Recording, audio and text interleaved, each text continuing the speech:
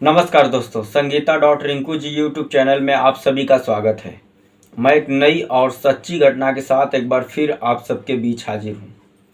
आज की जो सच्ची घटना है, ये तमाम प्रकार की सरकार की जो वादे हैं, जो योजनाएं हैं लड़कियों को लेकर के, महिलाओं को लेकर के, उसको ठेंगा दिखाते हुए एक घटना को अंजाम दी जाती है।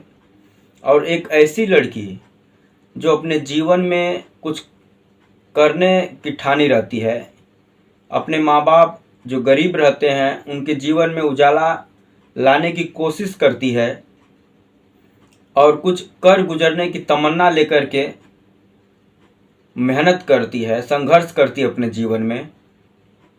लेकिन अचानक से उसकी ज़िंदगी में एक व्यक्ति आता है और पूरी ज़िंदगी उसकी ख़त्म करके चला जाता है। आज की जो सच्ची घटना है, ये बेंगलुरु की घटना है, 28 अप्रैल 2022 की।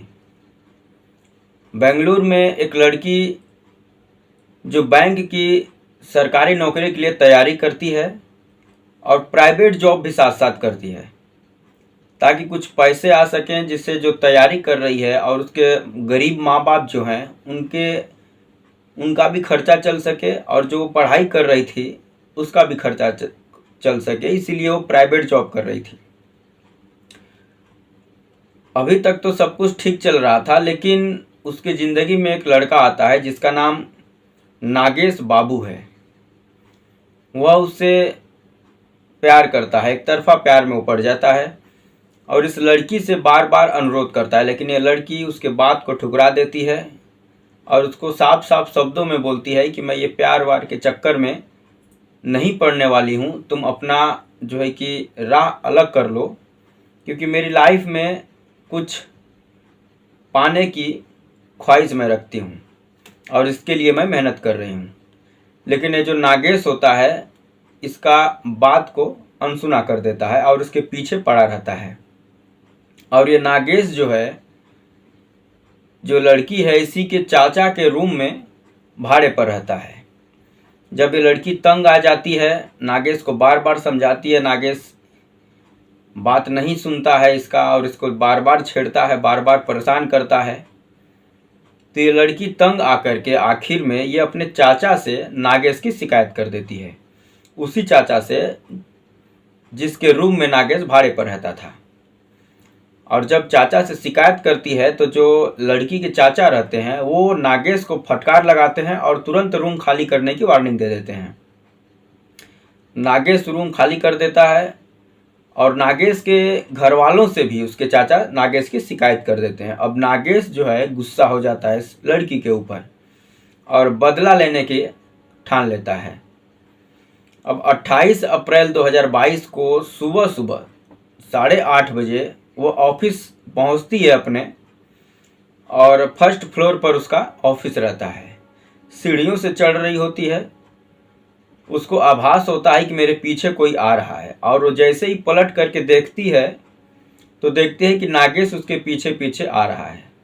अब वो लड़की उससे फिर पूछती है कि अभी तुम मेरा पीछा छोड़ना अभी तक बंद नहीं किए। जैसे ही ये शब्द वो बोलती है कि नागेश कांच के शीशे में कुछ लिया रहता है और सीधे उसके ऊपर फेंक देता है।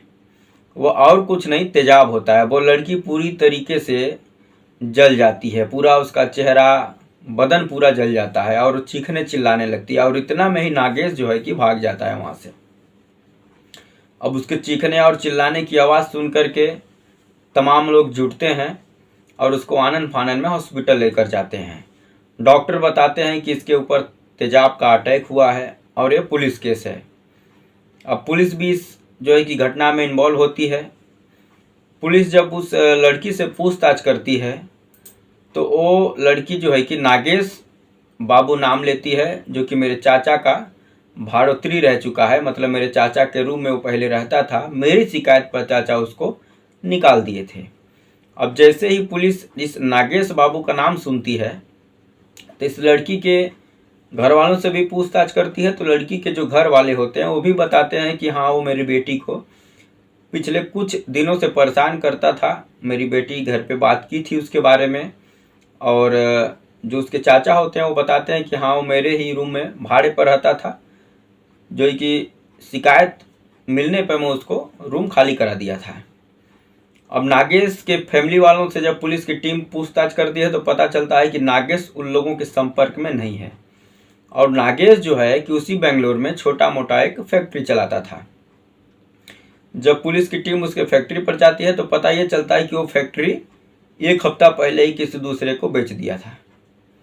अब पुलिस की टीम समझ जाती है कि नागेश इस पूरी घटना को अंजाम देने से पहले पूरी तरीके से तैयार था।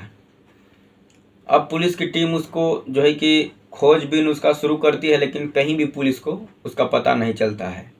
उसके फ़ोन नंबर को जब पुलिस उसका लोकेशन ट्रेस करती है तो पता चलता है कि कर्नाटक और तमिलनाडु के बॉर्डर पर उसका जो है कि लोकेशन शो कर रहा है, और वहीं से वो अपने जो है कि भाई को लास्ट बार कॉल किया था। उसके बाद उसका नंबर स्विच ऑफ आ रहा है। पुलिस का जो है कि हाथ पूरी तरीके से खाली होता है, और नागेश जो है कि 27 साल का था, और जो लड़की है वो 24 साल की थी। 4 मई को पुलिस ने लोगों से ये अपील करती है कि नागेश के बारे में कोई भी किसी को जानकारी हो तो पुलिस के साथ शेयर करे, और पेपर पत्रिका में, व्हाट्सएप ग्रुप में, सोशल मीडिया में उसका फ़ोटो को सर्कुलेट करती है। 13 मई को लगभग 1 हफ्ते 1.5 हफ्ते के बाद 13 मई दिन शुक्रवार को पुलिस को एक सुराग मिलता है। सुराग ये मिलता है कि तमिलनाडु में एक ज़िला है तिरुमल्लम इलाई करके, उसी ज़िले में एक मंदिर है। उस मंदिर में एक व्यक्ति जाता है दर्शन करने, तो देखता है कि जो पुलिस की टीम सोशल मीडिया पर और पेपर पत्रिका में जिस व्यक्ति के बारे में सुराग मांग रही है, उसी से मिलता जुलता व्यक्ति उस मंदिर में पुजारी बन करके बैठा है। अब वह लोकल पुलिस स्टेशन में उसकी खबर देता है। वहाँ से जो है कि कर्नाटक पुलिस, बेंगलुरु पुलिस को खबर आती है। बेंगलुरु पुलिस तुरंत उस मंदिर में जब पहुँचती है, 3 से 4 घंटे तक मशक्कत करने के बाद एक व्यक्ति नज़र आता है। पुलिस की टीम जब उसको देखती है तो पुलिस की टीम को भी लगता है कि हाँ, ये नागेश बाबू ही है। उसको तुरंत अरेस्ट करती है। वहाँ से अरेस्ट करने के बाद उसको कर्नाटक बेंगलुरु लेकर आती है और उसे पूछताछ करती है, और आते वक्त रास्ते में वह जो है कि पुलिस के साथ जो है कि धक्का मुक्की करके भागने की फिराक में रहता है। इसी दौरान पुलिस फायर करती है और उसके पैर में गोली लग जाती है। हालांकि वो हॉस्पिटल से जब डिस्चार्ज होता है, पुलिस की टीम उसको अपने कस्टडी में लेती है। कस्टडी में लेने के बाद उससे पूछताछ करती है, तब वह जा कर के अपना जुर्म कबूल कर लेता है और पूरी बात बताता है कि जिस प्रकार से वो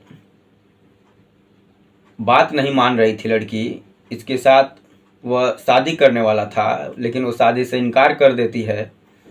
तब वह योजना बनाता है और अपने चाचा के घर से भी रूम खाली करवा देती है शिकायत करने के बाद, और उसके चाचा जो होते हैं नागेश के परिवार वालों से इसकी शिकायत कर देते हैं, तो घर से भी डांट फटकार उसको पड़ती है। तो यही सब चीज़ को लेकर के वह बदला लेने के लिए मतलब आतुर था, और 28 तारीख को वह उसके ऑफिस में पहुंच करके तेजाब उसके ऊपर डाल करके वह फरार हो जाता है, और इस दौरान वह अपना जो फैक्ट्री चला रहा होता है उसको भी बेच कर खाली हो गया होता है, ताकि वह पुलिस के हाथ न लग सके। तो अगस्त 2022 में बेंगलुरु पुलिस अदालत में इस नागेश बाबू के खिलाफ 770 पन्नों की एक चार्जशीट जो है कि दाखिल करती है।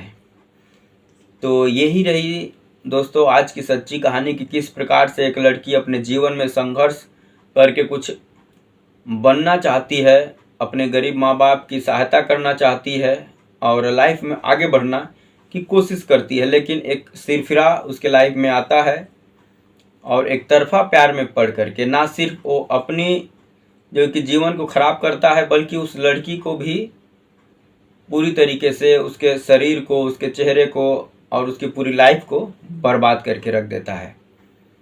पुलिस इसका जो है केस अदालत में चल रहा है और जो है कि सज़ा तो इसको होगी ही, लेकिन सज़ा उस लड़की को मिल गई, बेगुनाह लड़की को। जो उसका टारगेट था शायद अब वह अचीव नहीं कर पाएगी। तो दोस्तों यही रही आज की सच्ची कहानी जो कर्नाटक के बेंगलुरु से निकल के आई है कि किस प्रकार से एक लड़का सिरफिरा जो एक लड़की को पूरी तरीके से बर्बाद कर देता है। ना सिर्फ उसका चेहरा बर्बाद करता है, उसका शरीर बर्बाद करता है, बल्कि उसका पूरा कैरियर ही बर्बाद कर देता है। तो दोस्तों ये आज की सच्ची कहानी आप सबको कैसी लगी? अगर अच्छा लगे तो वीडियो को लाइक कर देना, चैनल पर अगर नए हैं तो सब्सक्राइब कर देना और शेयर करना ना भूलें। जय हिंद।